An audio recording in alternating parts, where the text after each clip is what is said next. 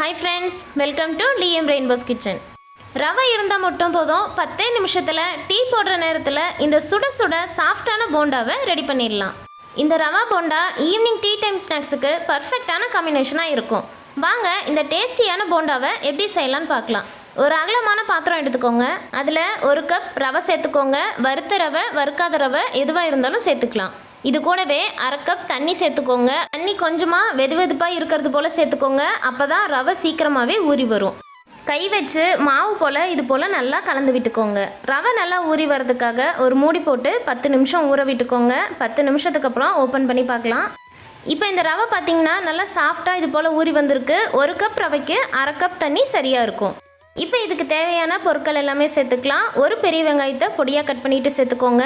சின்ன வெங்காயம் சேர்த்திங்கன்னா 1/4 கப்பில் இருந்து 1/2 கப் வரைக்கும் சேர்த்துக்கலாம். ஃப்ளேவருக்காக கொஞ்சமாக கருவேப்பிலை, கொத்தமல்லி, காரத்துக்காக 3 பச்சை மிளகாவை கட் பண்ணிவிட்டு சேர்த்துக்கிறேன். உங்களோட காரத்துக்கு தகுந்த மாதிரி மிளகாயோட அளவை பார்த்துட்டு சேர்த்துக்கோங்க. இது கூடவே 1/4 ஸ்பூன் பேக்கிங் சோடா, நம்ம இட்லிக்கெல்லாம் யூஸ் பண்ணுவோம்ல ஆப்ப சோடா, அது சேர்த்துக்கோங்க. 1/4 ஸ்பூன் சீரகம் சேர்த்துக்கோங்க. இப்போ இந்த மாவுக்கு தேவையான அளவு உப்பு சேர்த்துக்கோங்க. இது கூடவே 2லிருந்து 3 ஸ்பூன் மைதா மாவு சேர்த்துக்கோங்க. மைதா மாவுக்கு பதிலாக கோதுமை மாவு கூட நீங்கள் சேர்த்துக்கலாம்.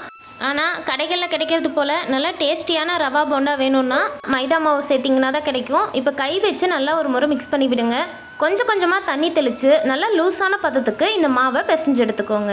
தண்ணி ஆரம்பத்திலேயே அதிகமாக சேர்த்துடக்கூடாது, மாவு ரொம்பவே லூஸ் ஆகிடும். அதனால் கொஞ்சம் கொஞ்சமாக தண்ணி தெளித்து இது போல் போண்டா பதத்துக்கு மாவை பிசைஞ்சு எடுத்துக்கோங்க. மாவோட கன்சிஸ்டன்சி பார்த்திங்கன்னா இட்லி மாவை விட கொஞ்சம் கெட்டியான பதத்தில் இருக்கணும். அப்போ தான் போண்டா நல்லா பந்து போல் சூப்பராக கிடைக்கும். இப்போ போண்டாவை பொரிச்சு எடுத்துடலாம். எண்ணெய் நல்லா சூடானதுக்கப்புறம் அடுப்பை மீடியம் ஃப்ளேமில் வச்சுட்டு இது போல் சின்ன சின்ன உருண்டைகளாக உருட்டி எண்ணெயில் பொரிச்சு எடுத்துக்கோங்க. எண்ணெய் அதிகம் சூடு இல்லாமல் பார்த்துக்கோங்க, இல்லைனா போண்டா வெளியில் சீக்கிரமாகவே கலர் மாறிடும், உள்ளே வேகாமல் போயிடும். மாவு சேர்த்துட்டு 2 நிமிஷம் கழித்து ஒரு கரண்டி இல்லைனா இது போல் கம்பியில் 2 பக்கமும் நல்லா திருப்பி விட்டு கலர் மாறுற வரைக்கும் பொரிச்சு எடுத்துக்கோங்க. போண்டா நல்லா வெந்து இது போல் கோல்டன் கலர் ஆனதுக்கப்புறம் எண்ணெயை நல்லா வடிச்சிட்டு எடுத்துக்கோங்க. இப்போ இந்த போண்டாக்களை நார்மலாக ஒரு பேப்பர் இல்லைனா டிஷ்யூ பேப்பருக்கு மாற்றிடுங்க. எக்ஸஸாக இருக்க எண்ணெய்களை உறிஞ்சிடும். நல்லா டேஸ்டியான ரவா போண்டா 10 நிமிஷத்தில் சூப்பராக ரெடி ஆகிடுச்சு. இது கூட தேங்காய் சட்னி இல்லைனா புதினா சட்னி வச்சு சாப்பிடுங்க, ரொம்பவே டேஸ்டியாக இருக்கும். இந்த ரவா போண்டா ரெசிபி உங்களுக்கு பிடிச்சிருந்ததுன்னா லைக் பண்ணுங்கள். உங்கள் ஃப்ரெண்ட்ஸ் அண்ட் ஃபேமிலி கூட நிறைய ஷேர் பண்ணுங்கள். மறக்காமல் DM ரெயின்போஸ் கிச்சனை சப்ஸ்கிரைப் பண்ணிக்கோங்க. தேங்க்யூ.